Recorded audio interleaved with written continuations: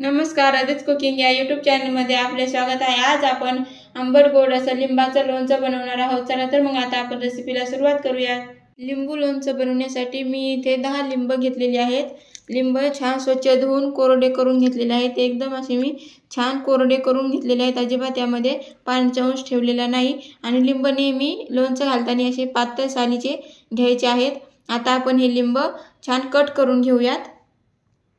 तर इथे आपल्याला एका लिंबाच्या अशा 8 फोडी करून घ्यायच्या आहेत।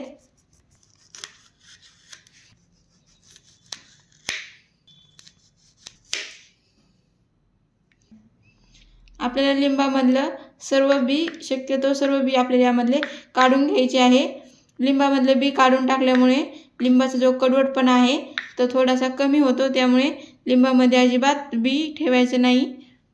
आणि लिंबू कापत असताना आपल्याला सुरी ही स्वच्छ धुतलेली पाहिजे। आपण जे कापायला खाली घेतलेलं आहे तेही स्वच्छ धुतलेले पाहिजे, जेणेकरून लिंबाचं लोणचं लवकर खराब होणार नाही। त्यामुळे लिंबाचं लोणचं घालत असताना स्वच्छता ही खूप महत्त्वाची आहे। अशा पद्धतीने आपल्याला इथे सर्व लिंब कट करून घ्यायचे आहेत। तर इथे मी सर्व लिंबाच्या छान अशा फोडी करून घेतलेल्या आहेत। तर आता आपल्याला कुकरचा डब्बा घ्यायचा आहे आणि त्यामध्ये या सर्व फोडी घालून घ्यायच्या आहेत।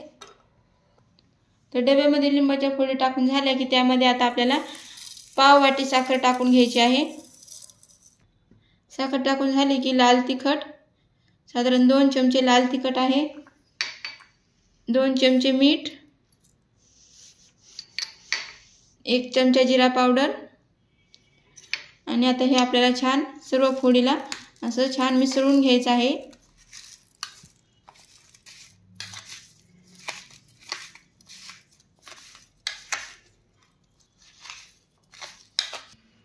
तर इथे मी छान असं हे मिसळून घेतलेलं आहे।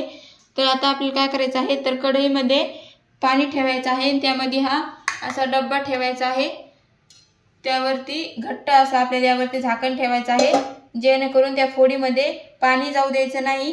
आणि गॅस चालू करायचा आहे। गॅस चालू केल्यानंतर आता आपल्याला कढईवरती असं झाकण ठेवून मध्यम आचेवरती हे अर्धा तास आपल्याला हे फोडी शिजून घ्यायची आहे। कुकरमध्ये जर तुम्ही करत असाल तर 7 ते 8 शिट्ट्या आपल्याला मध्यम आचेवरती कुकरच्या करून घ्यायच्या आहेत। अर्धा तास झालेला आहे। आता आपण गॅस बंद करूयात। इथे मी गॅस बंद करून कढई छान थंड करून घेतलेली आहे। आता आपण पाहूयात।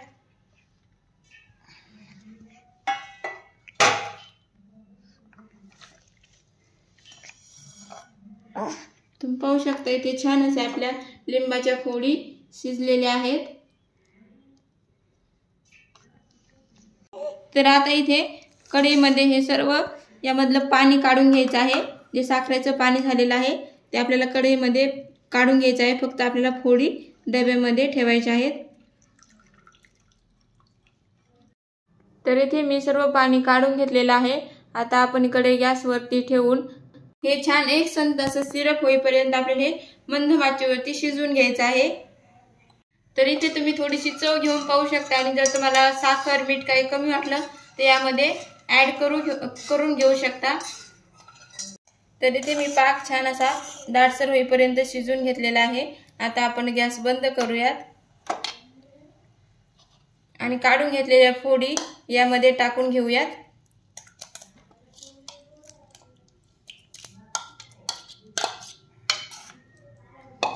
अशा पद्धतीने इथे आपले छान असं आंबट गोड लिंबाचं लोणचं तयार झालेलं आहे। इथे आपले झटपट होणारं आंबट गोड लिंबाचं लोणचं तयार झालेलं आहे। हे लोणचं उपवासालाही चालतं। व्हिडिओ आवडले असल्यास लाईक, शेअर आणि सबस्क्राईब करायला विसरू नका। धन्यवाद।